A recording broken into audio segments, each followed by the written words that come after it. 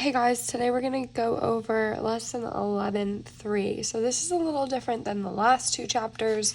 We're going to talk about accounting for the declaration and payment of a dividend. So this is a new word, dividend, that we're going to learn. And this starts with understanding the stockholders' equity section of a corporation.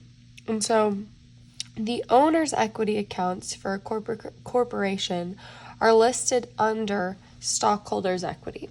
So for proprietorship, a sole proprietorship, we did owner's equity. Like David created this company, he invested originally $50,000 into the company, and so it was David's company. And David could withdraw money and put money into his own company. Well, corporations are 10 times the size of David's little pizza shop, and so they can't just record every owner in their company in a capital account. They can't write David's capital, Ryan's capital, Mark's capital. They just can't do that because a ton of investors invest into corporations. Nike's a public corporation. They have a ton of stockholders, individuals that buy stock in their company. And so this is how we record it, as capital stock instead of individual names. Okay, so we categorize all the investments into capital stock.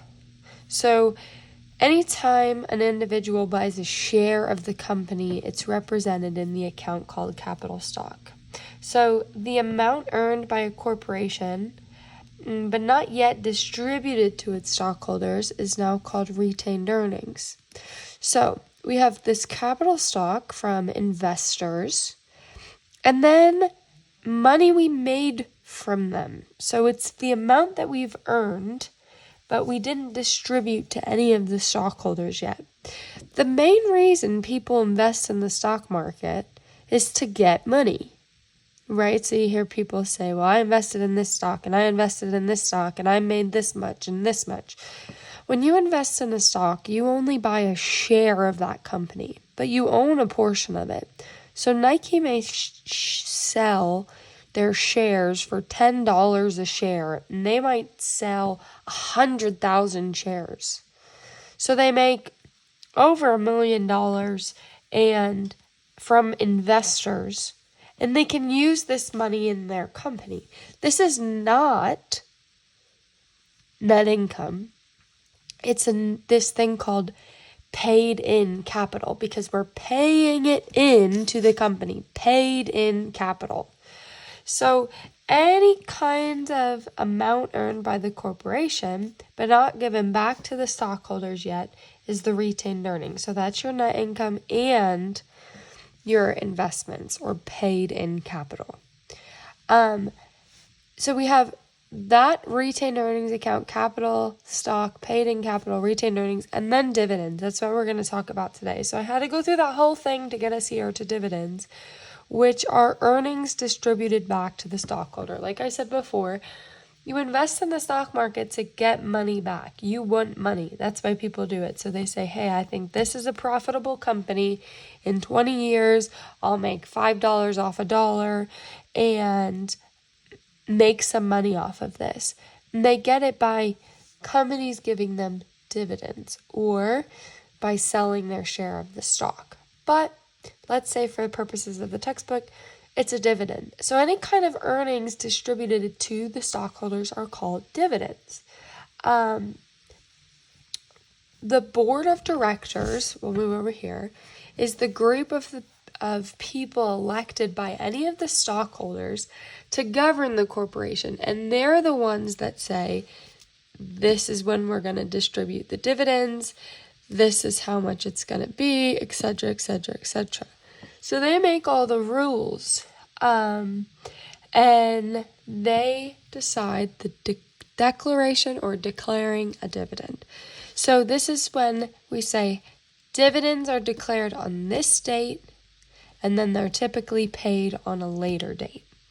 Okay, so down here, for example, it says 3 Greens Board of Directors declared a quarterly dividend of 5 cents per share. The capital stock issued is 75,000 shares, and the total dividends is 3,750. So this is saying that 3 Greens sells their shares for 5 cents.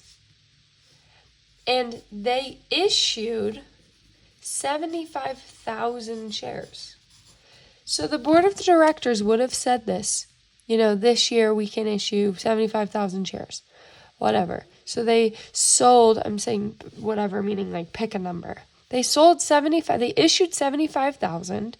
That's how many people have shares. One person could have, let's say, Joe could have 25 of that. Lily could have another 25 of that.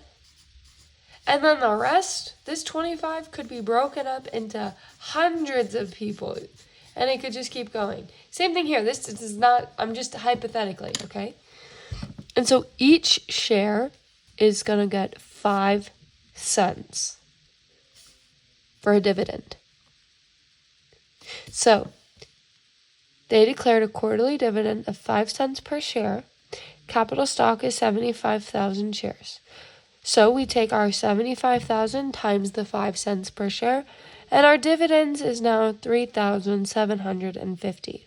So every one share gets 5 cents. So we declared that. That's the declaration. It's not the payment, it's just the declaration.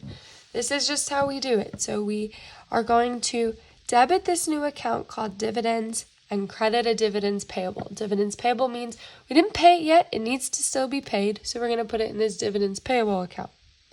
Dividends and dividends payable. Dividends payable is a liability.